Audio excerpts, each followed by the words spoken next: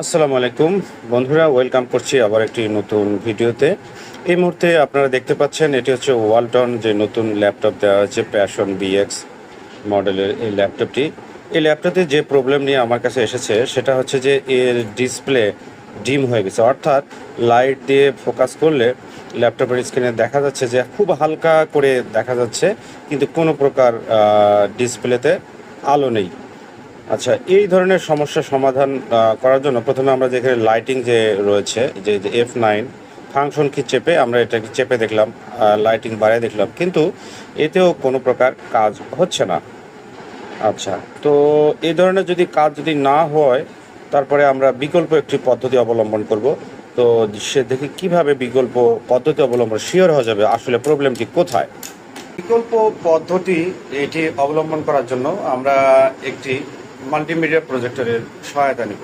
যেহেতু ল্যাপটপটি আমার রান হচ্ছে, বাট ডিসপ্লেতে আলো হচ্ছে অনুজ্জ্বল বা পরিপূর্ণ আলো আসতেছে না, এটা আমরা চেক করার জন্য আসলে ডিসপ্লেটি নষ্ট কিনা বা অন্য কোনো কারণ আছে কিনা সেটা আমরা চেক করার জন্য একটি মাল্টিমিডিয়া প্রজেক্টরের সহযোগিতা নিয়েছি।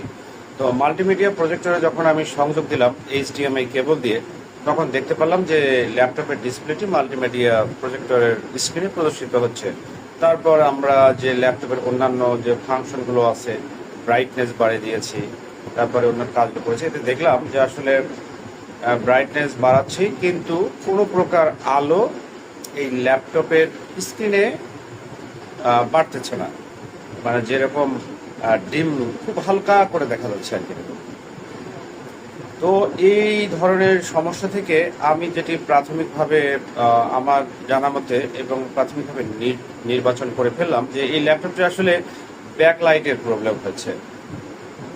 তার মানে ডিসপ্লেটি পরিপূর্ণভাবে ঠিক আছে, এর পিছনে যে ব্যাকলাইট থাকে এই ব্যাকলাইটের সম্ভবত কোনো সমস্যা হয়েছে। এই ব্যাকলাইটের কারণে এই আলোটি আপনার ল্যাপটপের স্ক্রিনে প্রদর্শিত হচ্ছে না। তো অযথা কোনো সার্ভিস সেন্টারে আপনারা নিয়ে যাবেন না। এটা যেহেতু এটা ওয়ারেন্টি পিরিয়ড আছে, আপনার ওয়ালটনের সার্ভিস সেন্টারে নিয়ে যাবেন।